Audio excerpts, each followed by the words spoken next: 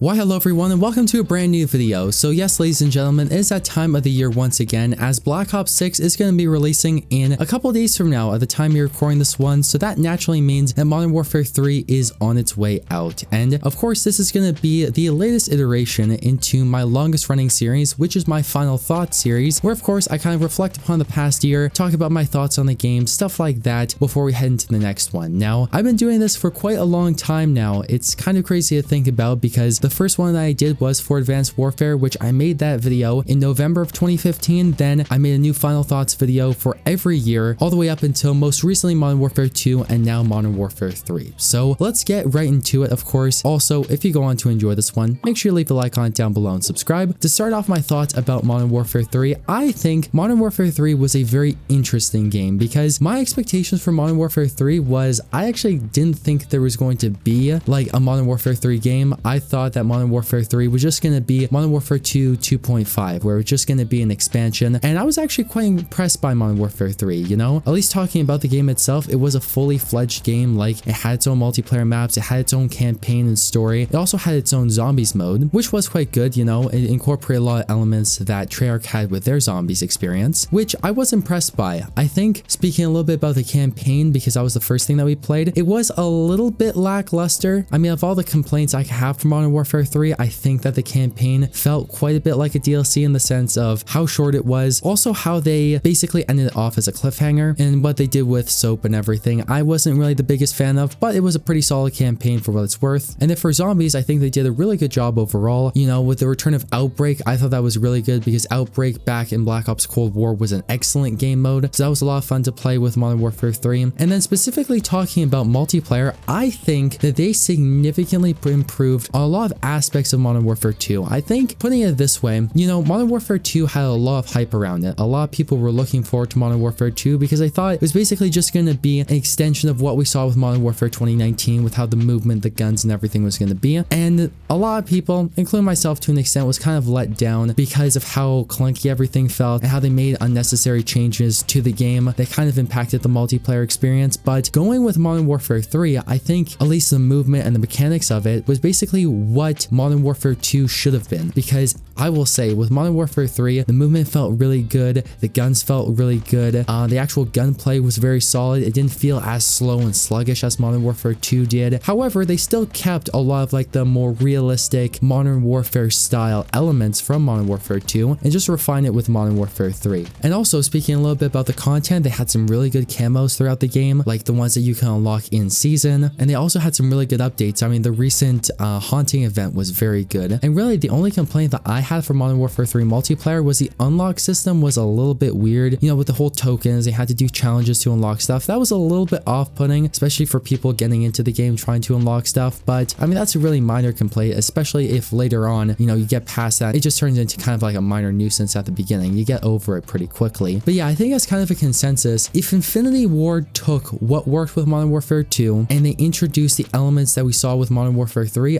I think Modern Warfare 2 would have been a way more successful game. I think it's kind of a shame because I'd say Modern Warfare 3 was overall quite underrated. Now, don't get me wrong, it had its faults, but had some very good elements. And I think looking back on it, a lot of people will kind of say that Modern Warfare 3 was underrated and really enjoy the game for what it's worth. But yeah, guys, with that being said, it's kind of crazy to think about that we're already up to Black Ops 6. You know, we're kind of out of the whole Modern Warfare era, and it's going to be really interesting to see what Treyarch has in store. Of course, this year we are going to be getting Black Ops 6, and it is very likely that next year we are going to be getting like a Black Ops 2, you know, 2025 game. After all, if you think about it, Black Ops 2 came out in 2012, it was set in 2025, and how things are lining up is that we're going to get a new Treyarch game in 2025, which kind of works out pretty perfectly. So I think that's pretty cool, and I look forward to see what Infinity Ward and Sledgehammer Games have in store for the next Modern Warfare game, which is probably going to be 2026, so another 2 years from now. Look forward to seeing that, and I also look forward to trying out Black Ops 6 and really getting into that. So with that all being said, guys, if you went on to enjoy this video at any given point in time, make sure you leave a like on it down below, as well as be sure to subscribe. So thank you once again for watching. I've been your host, Deeper Jungle. Hope to see you all on Black Ops 6. Let's make it a really good year. And yeah, as always, I hope to see you in the next one.